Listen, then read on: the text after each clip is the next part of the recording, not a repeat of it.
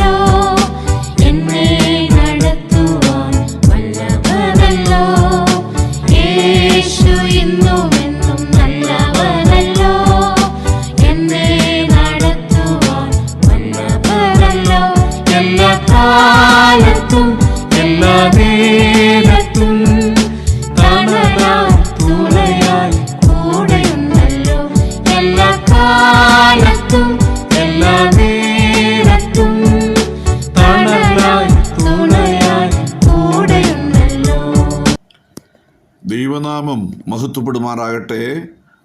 Morning വോയിസിലൂടെ ഞങ്ങളെ ശ്രദ്ധിക്കുന്ന ഞങ്ങളുടെ എല്ലാ മാന്യ ശ്രോതാക്കൾക്കും കർത്താവും രക്ഷിതാവുമായ ക്രിസ്തുയേശുവിൻ്റെ വിലയേറിയ നാമത്തിൽ പ്രഭാതവന്ദനം അറിയിക്കുന്നു. കഴിഞ്ഞ ദിവസം നാം തിമോത്തിയോസിൻ്റെ 1-ാം ലേഖനത്തെ ആസ്പദമാക്കി ചില മുഖവര നിങ്ങളെ ഓർപ്പിക്കുകയായിരുന്നു.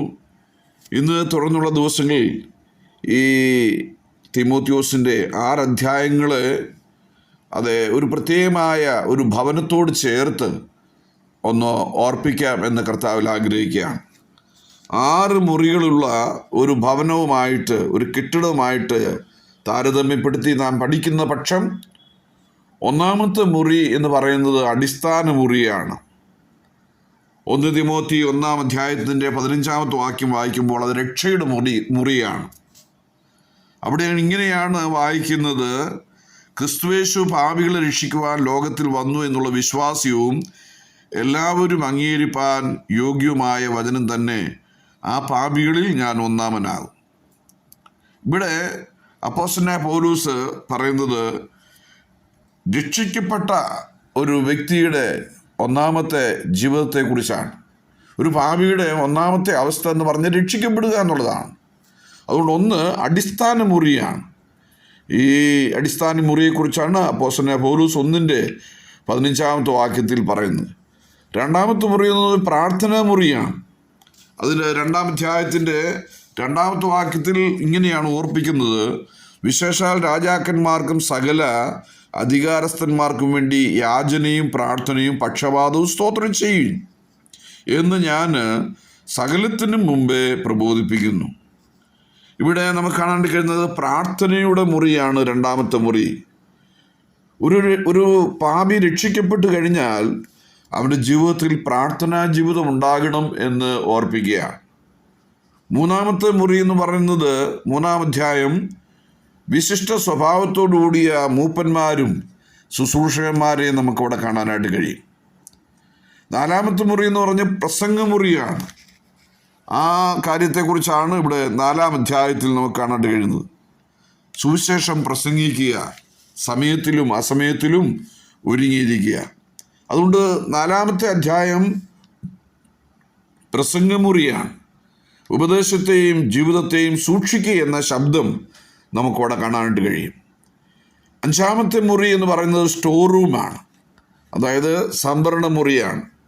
യഥാർത്ഥ വിധവമാർ, നന്നായി ഭരിക്കുന്ന മൂപ്പന്മാർ, അവർക്കുള്ള കരുതൽ ഇവിടെ കാണാം. 6-ാമത്തെ മുറി എന്ന് പറയുന്നത് ധനവാന്മാരുടെ റൂമാണ്. അവിടെ നിശ്ചയമില്ലാത്ത ധനത്തിൽ ആശ്രയിക്കരുതെന്നും സകലവും ധാരാളമായി അനുഭവിപ്പാൻ കഴിയുന്ന ദൈവത്തിൽ ആശ്രയിക്കണം എന്നുള്ളതായ ഒരു വിശേഷാൽ പഠനം നമുക്ക് മനസ്സിലാക്കാൻ കഴിയും. ദൈവസഭയെ സംബന്ധിച്ച് ധനത്തിൻ്റെ ആവശ്യമുണ്ട്, ദൈവസഭയിൽ ധനവാന്മാരുടെ ആവശ്യമുണ്ട്. ആ നിലയിൽ പൗലോസ് ധനത്തെ കുറ്റപ്പെടുത്തുന്നില്ലേ? പിന്നെയോ ധനവാന്മാരുടെ മുറി ആവശ്യമാണ്. എന്നാൽ ധനം മിസ്യൂസ് ചെയ്യുന്നതിനെ കുറിച്ച് പൗലോസ് പലയിടത്തും ആ കാര്യം ഓർപ്പിക്കുന്നുണ്ട്. അങ്ങനെ 6 മുറികളുള്ള ഈ ഭവനത്തെക്കുറിച്ചാണ് അപ്പോസ്തലനായ പൗലോസ് നമ്മുടെ ശ്രദ്ധയിലേക്ക് കൊണ്ടിരുന്നത്. അതിൽ ഒന്നാമത്തെ മുറി എന്ന് പറയുന്നത് രക്ഷയുടെ അടിസ്ഥാനത്തിലുള്ളതായ മുറിയാണ്. ആ മുറിയിൽ എന്താണ് കേൾക്കുന്നത്? യേശു കർത്താവ് ആരാണ്? യേശു കർത്താവ് നമ്മുടെ രക്ഷിതാവാണെന്ന് പറയുകയാണ്. അതോടൊപ്പം തന്നെ ദൈവത്തെക്കുറിച്ചും പഠിക്കുമ്പോൾ ദൈവവും നമ്മുടെ രക്ഷിതാവാണ്. അപ്പോൾ ഒന്നാമത്തെ പഠനം അത് അടിസ്ഥാന മുറിയാണ്. ഒരു പാപിയുടെ ജീവിതത്തെ സംബന്ധിച്ച് പഠിക്കുമ്പോൾ ദൈവമില്ലാത്തവനായിട്ട് ഈ ഭൂമിയിൽ നിന്ന് മാറ്റപ്പെട്ട അവൾ നിത്യനരകത്തിലേക്ക് പോകും. അതുകൊണ്ട് ഒരു രക്ഷിതാവിൻ്റെ ആവശ്യം ഒരു പാപിക്കുണ്ട് എന്നുള്ള കാര്യം ഓർപ്പിക്കുകയാണ്. ഇതിൻ്റെ തുടക്കം തന്നെ നമുക്ക് വായിച്ച് കേട്ടപ്പോൾ നിങ്ങൾ മനസ്സിലായി കാണുമല്ലോ, നമ്മുടെ രക്ഷിതാവായ ദൈവം.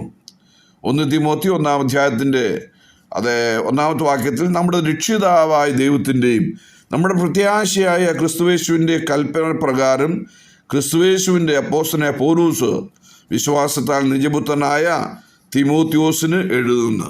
അപ്പോൾ ഇവിടെ രക്ഷിതാവായ ദൈവം എന്ന് പറയുകയാണ്. ഈ മുഖവരിയിൽ തന്നെ ഈ പ്രാരംഭ ഭാഗത്ത് തന്നെ ഏതാണ്ട് നമ്മുടെ എന്നുള്ള പ്രയം 3 പ്രാവശ്യം കാണുന്നുണ്ട്. അപ്പോൾ ദൈവജനങ്ങൾക്ക് ദൈവത്തോടും ക്രിസ്തുവിനോടുള്ള തുല്യബന്ധം, പരസ്പര ബന്ധം വെളിപ്പെടുത്തുന്ന ഒരു പദമാണ് ഇവിടെ നമുക്ക് കാണാൻ കഴിയുന്നത്. അതായത് യേശു ക്രിസ്തുവിനെ രക്ഷിതാവായിട്ട് ഈ പുസ്തകത്തിൽ 4 വാക്യങ്ങളിൽ അവിടെ ചിത്രീകരിക്കുമ്പോൾ, അതായത് 2 തിമോത്തി 1-ാം അധ്യായത്തിൻ്റെ 10-ാമത്തെ വാക്യം, തീത്തോസിൻ്റെ 1-ാം അധ്യായത്തിൻ്റെ 4-ാമത്തെ വാക്യം, തീത്തോസ് 2-ന്റെ 12-ാമത്തെ വാക്യം, 3-ാം അധ്യായത്തിൻ്റെ 6-ാമത്തെ വാക്യത്തിൽ അവിടെയൊക്കെ യേശു ക്രിസ്തുവിനെ രക്ഷിതാവായിട്ട് വെളിപ്പെടുത്തുകയാണ്. അപ്പോൾ ദൈവത്തോടുള്ള ബന്ധത്തിന് 6 പ്രാവശ്യം ഈ പദം ഇവിടെ കാണാൻ കഴിയും 1-ാം അധ്യായത്തിൽ. എവിടെയാണ് ഇപ്പോൾ നമ്മൾ ചിന്തിച്ച വേദഭാഗത്ത്, അതായത് 1 തിമോത്തി 1-ാം അധ്യായത്തിൻ്റെ 1-ാമത്തെ വാക്യം, 2-ാം അധ്യായത്തിൻ്റെ 3-ാമത്തെ വാക്യം, 4-ാം അധ്യായത്തിൻ്റെ 10-ാമത്തെ വാക്യം, തീത്തോസ് 1-ന്റെ 1, 2-ന്റെ 9, 3-ാം അധ്യായം 4-ാമത്തെ വാക്യം. ഇവിടെയെല്ലാം നമുക്ക് കാണാൻ കഴിയുന്നത് നമ്മുടെ കർത്താവായ യേശു ക്രിസ്തുവിനെ രക്ഷിതാവെന്ന് പറയുകയാണ്. അതുകൊണ്ട് ഈ പദം കൂടെ ആവർത്തിച്ച് പറയുമ്പോൾ ഒരു പാപിക്കൊരു രക്ഷിതാവിനെ കൂടിയേ തീരൂ എന്നുള്ള കാര്യം നാം വാസ്തവത്തിൽ മനസ്സിലാക്കേണ്ടതായിട്ടുണ്ട്. അതുകൊണ്ട് യേശു ക്രിസ്തു ഈ ഭൂമിയിലേക്ക് വന്നത് നമുക്ക് രക്ഷ ഒരുക്കുന്ന രക്ഷിതാവായിട്ടാണെന്നുള്ള കാര്യം നമുക്ക് മനസ്സിലാക്കാൻ കഴിയണം. അപ്പോൾ ദൈവം തമ്പുരാൻ നീതിയുള്ള ന്യായാധിപതിയാകിയാൽ എന്ത് ചെയ്യുന്നു? അവന് മനുഷ്യനെ വെറുക്കുന്നു എന്നും ദിവസം പ്രതി മനുഷ്യനോട് കോപിക്കുന്നവനും മനുഷ്യനെ നശിപ്പിക്കുവാൻ ആഗ്രഹിക്കുന്നവനുമാകുന്നു എന്നും യേശുക്രിസ്തു ആ ക്രോധം ശമിപ്പിച്ച് രക്ഷ നൽകുന്നു എന്നും അക്കാലത്ത് ചിലർക്ക് ധാരണയുണ്ടായിരുന്നു. അപ്പോൾ അതുകൊണ്ടാണ് ദൈവത്തെ രക്ഷിതാവായിട്ട് അംഗീകരിക്കണം എന്നുള്ള കാര്യം ഈ ഭാഗത്ത് കൂടെ നമുക്ക് മനസ്സിലാക്കാനായിട്ട് കഴിയുന്നു. അതുകൊണ്ട് ദൈവം രക്ഷിതാവാണ് എന്നുള്ള വസ്തുത പഴയ നിയമത്തിൽ നമുക്ക് കാണാനായിട്ട് കഴിയും. യെശയ്യാവിന്റെ പ്രവചനം പഠിക്കുമ്പോൾ 12:3 ഇതാ ദൈവം എൻ്റെ രക്ഷ. ആവർത്തനം 32:15 വായിക്കുന്നത് രക്ഷയുടെ പാറയെ നിരസിച്ചു. സങ്കീർത്തനം 27:1 യഹോവ എൻ്റെ വെളിച്ചവും എൻ്റെ രക്ഷയുമാകുന്നു. 106-ാം സങ്കീർത്തനത്തിൻ്റെ 22-ാമത്തെ വാക്യം ഞങ്ങൾ രക്ഷിതാവായ ദൈവത്തെ മറന്നു കളഞ്ഞു. അതുകൊണ്ട് ഈ രക്ഷിതാവ് എന്നുള്ള ഈ പദപ്രയോഗം നാം വളരെ മനസ്സിലാക്കണം. നമ്മുടെ കർത്താവ് നമ്മുടെ രക്ഷിതാവാണ്, പിതാവായ ദൈവവും നമ്മുടെ രക്ഷിതാവാണ്. അതുകൊണ്ട് രക്ഷിതാവായ ദൈവത്തെ നാം അംഗീകരിച്ചേ മതിയാകുകയുള്ളൂ എന്നുള്ള സത്യം ഇവിടെ പൗലോസ് നമ്മെ ഓർപ്പിച്ച് പറയുന്നത്. ഈ 1-ാമത്തെ മുറി എന്ന് പറയുന്നത് ഒരു വിശിഷ്ട മുറിയാണ്. ആ വിശിഷ്ട മുറിയുടെ 1-ാമത്തെ മുറി എന്ന് പറയുന്നത് അടിസ്ഥാന മുറിയാണ്. ഒരു പാപിയുടെ അല്ലെങ്കിൽ ഒരു വിശ്വാസിയുടെ അടിസ്ഥാന മുറി എന്ന് പറയുന്നത് രക്ഷിക്കപ്പെട്ടതായ ആ ദിവസമാണ്.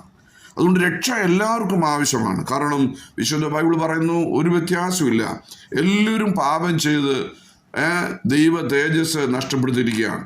അതുകൊണ്ട് സകല ആളുകളും രക്ഷിക്കപ്പെട്ടേ മതിയാകുകയുള്ളൂ.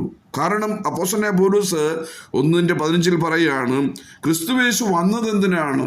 ക്രിസ്തുവേശു പാപികളെ രക്ഷിക്കുവാൻ ലോകത്തിലേക്ക് വന്നു എന്നുള്ളത് വിശ്വാസ്യവും എല്ലാവരും അംഗീകരിപ്പാൻ യോഗ്യമായ വചനം തന്നെ. ഈ എഴുത്തുകാരൻ പറയുകയാണ്, ആ പാപികളിൽ ഞാൻ ഒന്നാമനാണ്. അങ്ങനെയെങ്കിൽ ഈ സന്ദേശം കേൾക്കുന്ന ഓരോ പ്രിയപ്പെട്ടവരും ആ കർത്താവായ യേശു ക്രിസ്തുവിനെ അംഗീകരിച്ചില്ല എങ്കിൽ, യേശു കർത്താവിനെ തങ്ങളുടെ ജീവിതത്തിൻ്റെ രക്ഷിതാവും കർത്താവുമായിട്ട് അംഗീകരിച്ച് നിങ്ങൾ കർത്താവുമായിട്ടും ദൈവമായിട്ടും ബന്ധപ്പെട്ട് ദൈവരാജ്യത്തിൽ പ്രവേശിപ്പാൻ കർത്താവ് നിങ്ങൾക്ക് ഇടവരുത്തട്ടെ. കർത്താവിൻ്റെ വലിയൊരു നാമം ഇന്നു മുതൽ എന്നേക്കും മഹത്വപ്പെടുമാറാകട്ടെ.